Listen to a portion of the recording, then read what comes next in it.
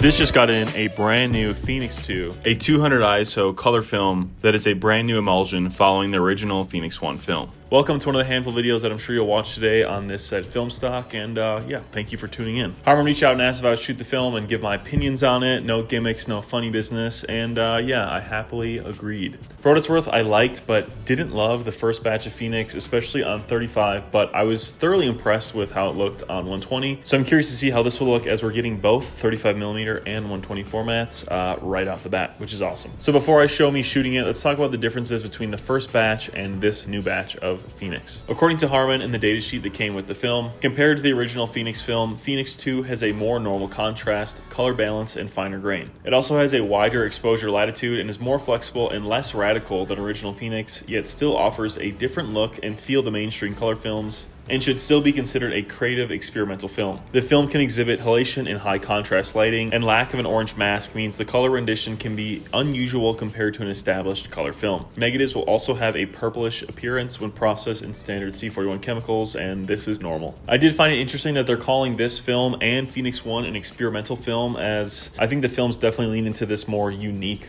color rendition like they were saying, and compared to Kodak, which I'll get more in depth here momentarily, this doesn't have nearly as high of a dynamic range compared to a lot of the other Kodak professional film stocks. I do think it is noteworthy that Phoenix 2 doesn't have an orange mask, which can make scanners get a little confused when scanning. For the first batch of Phoenix, Bray Hunziker and Kyle McDougall found a really great way to get amazing colors out of it, so if you're scanning from home, I'll link those videos down below for you to check out. Otherwise, the film is pretty straightforward. No funny business for Harman, just an improvement on their already great film stock. The datasheet has a whole slew of info, so if you want to pause and check that out, feel free to do so. But honestly, like I said, it's pretty self-explanatory. I took the film up to Rocky Mountain National Park to shoot some epic landscapes and continue to shoot it throughout the week with some more appropriate stuff, I thought, which you will see as well. So without further ado, let's jump into that and show you some film.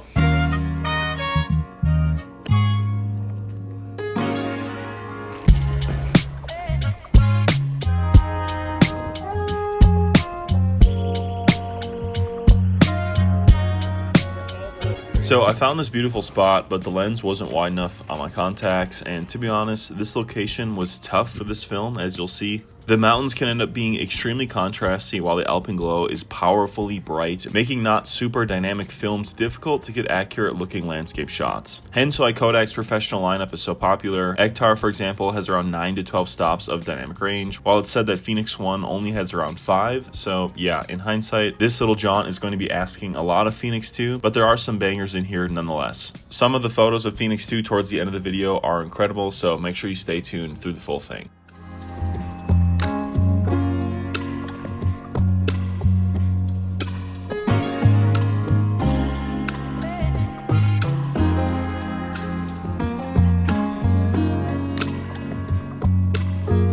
All of these photos of this first day felt like a nice warm-up. So at this point, the normal little vantage spot is pretty crowded, so I decided to try and find a little spot along the mouth of this little stream for a quieter composition. There was this super sketchy little bridge that people were taking, but I don't know, with my recently recovered broken leg, and it looking like something out of RuneScape with an agility requirement of 92 or something, me and my character do not have the credentials for this.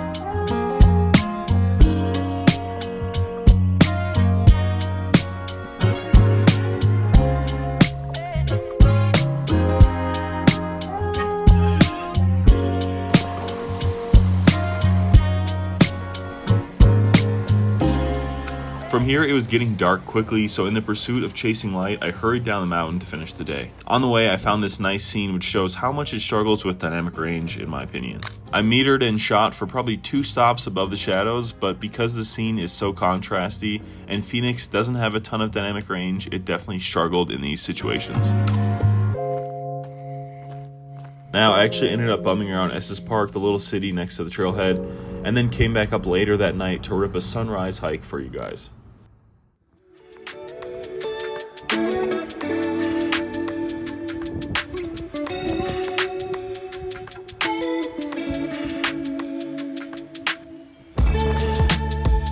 Alright, so as you can see, it was super windy up here, which kind of defeats a lot of the best photo possibilities with the reflection of the lake, especially when I've been here previously. I went back to the same spot by these logs and set up a shot and was waiting for the alpenglow to show up, basically the same time as a whole slew of tourists did as well.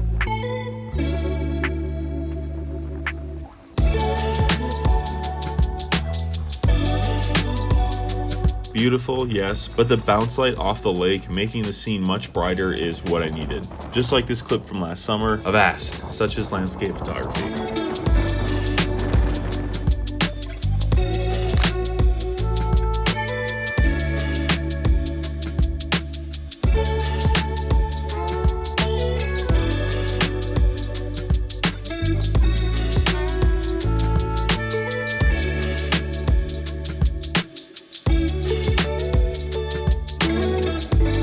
From here, I bummed around the park for a little bit, but honestly, I was quite tired from the whole escapade.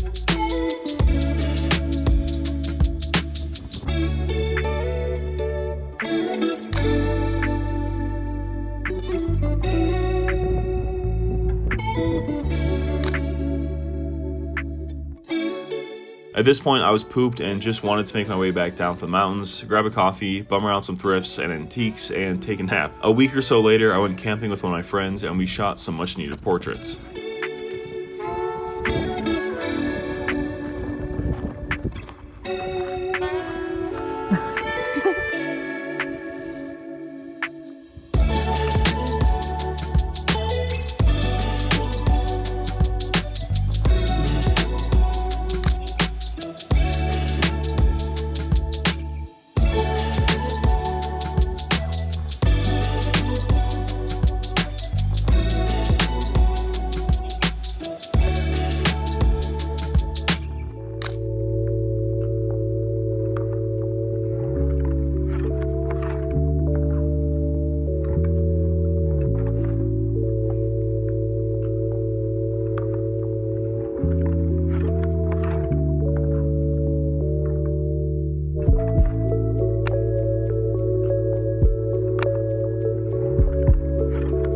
At this point, I still had a couple rolls and still wanted to take some more straightforward landscapes with some even lighting. So I headed up to Grand Tetons in Wyoming to camp with a buddy in pursuit of more landscape photography. And this is where things started to get honestly really good.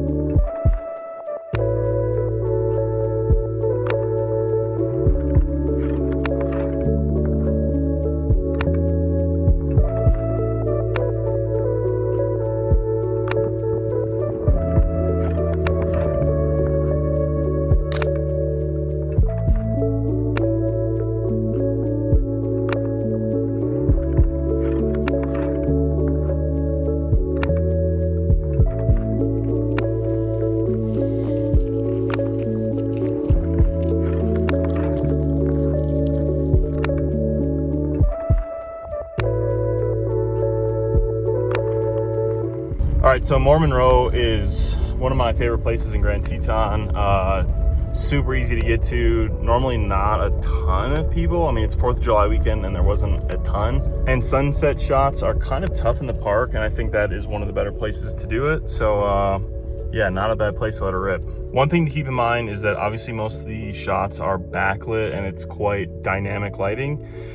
With most of the structures being in shadow, and then obviously the clouds are like super vibrant and bright from the sun setting behind them. So definitely tough conditions, but I think it'll be interesting to see how it does, especially considering I had some very clean sunlit shots earlier in the video. So at this point I headed over to the other cabins and actually found some horses here, which you'll see in a second, which was cool. But I think here you can really see the difference between 120 and 35. The 35 has obviously way more grain, and the medium format just seems to have quite a bit more dynamic range to it, which I'm not really sure if that makes much sense, but I was shooting both of these identically, and yeah, well, the 120 has way more room in the highlights for sure.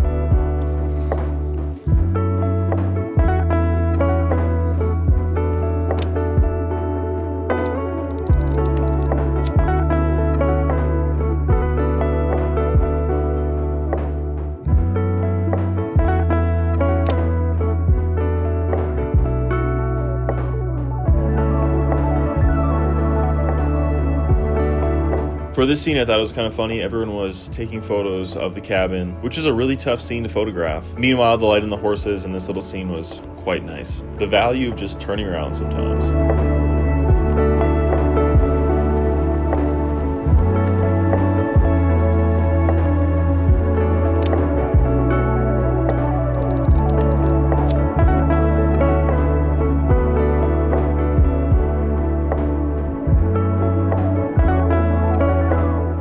here I packed up, headed back to meet up with my buddy to camp for the night and get ready for an early morning at what we both would assume would be pretty populated Schwambacher Landing.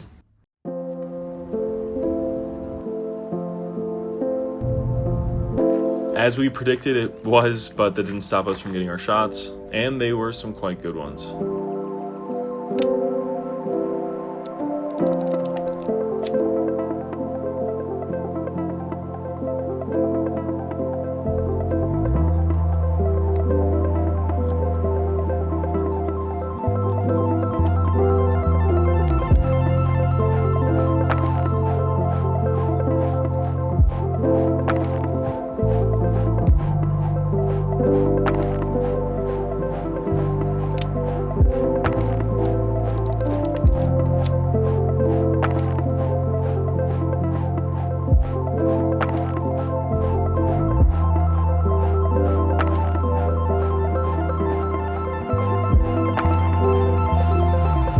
From here we went back to Mormon Row, and I started shooting some film for another video coming up here soon, but shot one last photo here, which honestly might be the best and my favorite, which is a fitting ending to a couple days shooting Phoenix.